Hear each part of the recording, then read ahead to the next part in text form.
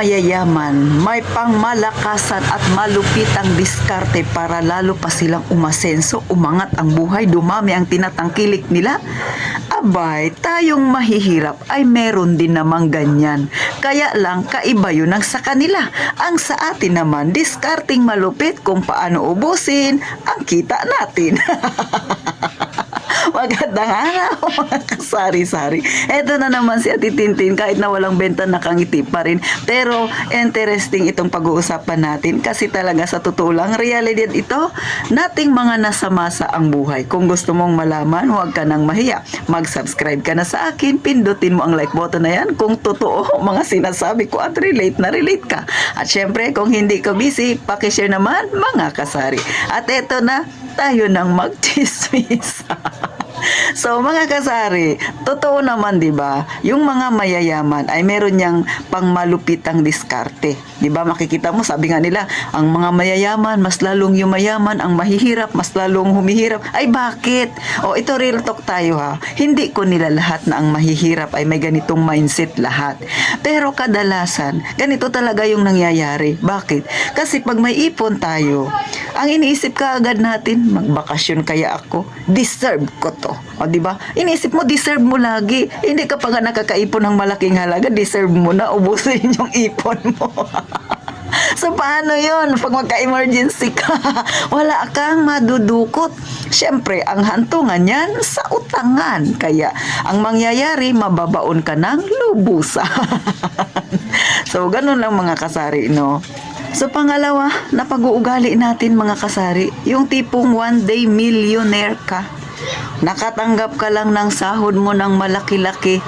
Naglista-lista ka pa nung mga nakaraang araw kay sabi mo babayaran mo na yung utang mo. Pero nung natanggap mo na ora mismo yung sahod mo, nalimutan mo na marami ka pa palang bayarin na dapat unahin. Marami ka pa palang utang na nakahilera na dapat mong bayaran. Ang ginawa mo, namasyal ka, bumili ka ng kung ano-ano, nag-order ka sa online, sa Shopee, nag-order ka sa Lazada at kung ano-ano pa, kumain ka, labas dito, labas doon. Ang nangyari, wala nang natira sa sahod mo, kinabukasan, nganga. Oh, totoo ba mga kasari?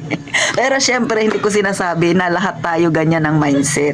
Si Ate Tintin, pinapakita ko lang sa iyo yung realidad ng mga nasa masang pamumuhay. Pero syempre, marami pa rin ang mga kagaya natin na hindi ganyan ang mindset. Ang gusto natin kahit papaano, maiba ang ating buhay. Mabago pa unti-unti, pa isa-isang hakbang kahit papaano ay umunlad naman para hindi tayo magkanda utang-utang. So alam niyo mga kasari, di ba? Totoo naman realidad talaga nating mga nasa masa. Ganun ang iniisip.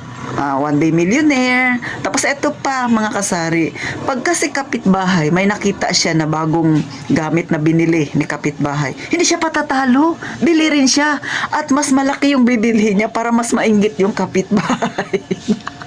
O bakit ko yan nasasabi? Baka sabi nyo, gawa-gawa lang yan Ate Tintin. Ay, totoo yan. Kasi si Ate Tintin, nung ako ay gwardiya, meron akong pinagtrabahuan na mining. Tapos, ang mga tao doon ay medyo may kalakihan ng mga sinasahod, mga kasari. Promise, mining ba naman eh. Pero, sa totoo lang, hindi lahat doon nakakapag-ipon. Marami pa rin doon yung may mga utang. Despite na malalaki yung kanilang sinasahod. Kasi may mindset silang ganun. Pride ba? Pataasan ng ihi. Pagka may nakita yung kapitbahay na biniling bago, kailangan hindi siya palalamang. Dapat mas pa siya doon sa kapitbahay niya. Mas dapat may sinasabi siya doon sa kapitbahay niya. So, ganun yung ugali. Kaya ang nangyayari tuloy, kahit hindi afford, nangungutang para ibili. So, mga kasari, sa totoo lang no, kung ikaw ay kontento sa kung ano ang meron ka sa buhay mo, hindi ka mababaon sa utang.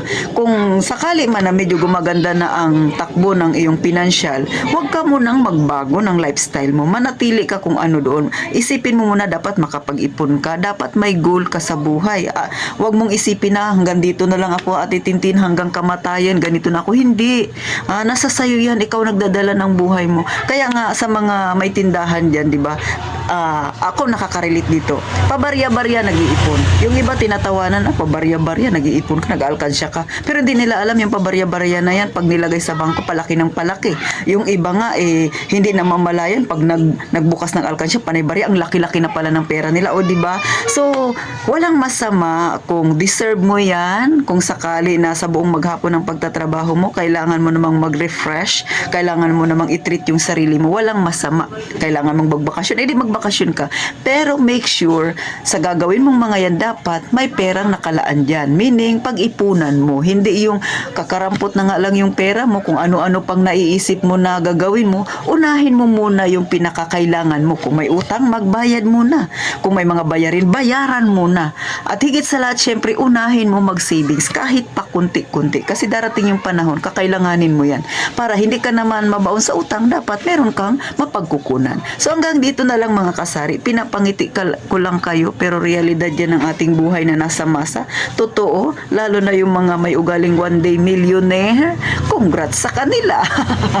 So hindi natin sisisihin kung bakit pinanganak tayong mahirap, pero sisihin natin yung sarili natin. Sabi nga nila, pag namatay ka, mahirap ka pa rin. Pero syempre, hindi naman tayo nag-iisip na magyaman tayo kaagad-agad. Walang ganun, lalo na kung ang tindahan may kagaya ng kay Ate Tintin. Pero kahit papano, kung nabago ang mindset mo, naisip mo kailangan kong mag-ipon, kailangan kong magsikap, at least paunti-unti may isa kang hakbang na pasulong. Paunti-unti may nababago sa iyong buhay. Paunti-unti ang future mo, iniiba mo. O, di ba mga kasari? So yun lang naman yung pinakamahalaga, ang magkaroon ng kahit papano ay kaibahan. Di ba? Kasi nga sa totoo lang, kung hindi mo iisipin yung mga, kung hindi ka maglalagay ng goal mo sa sarili mo, walang mangyayari. Pero kung porsigido ka na mabago yung future mo, magkaroon ka ng tinatangkili kahit papano, mayroon kang maiwan sa mga anak mo at sa pamilya mo kung sakali na kunin na tayo, at doon naman talaga tayo pupunta, doon naman talaga lahat ang hantungan natin, ay kahit papano may nabago mga kasari. Pero syempre, ang pinakamahalaga, maging kontento tayo kung ano yung ipinagkaloob sa atin, at magsikap pa para kahit papano isang hakbang pasulong, hindi paurong. So paano mga kasari, sana nakakuha kayo ng kaunting idea kay Ate Tintin. Ito ay base lamang sa opinion ko at sa nakikita kong takbo ng ating pamumuhay bilang nasa masa. Pero sana piliin pa rin natin ang isang hakbang pasulong, huwag ang paurong. So paano mga kasari? Gaya nga ng palaging sinasabi ni Ate Tintin, mag-iingat tayong palagi mga kasari.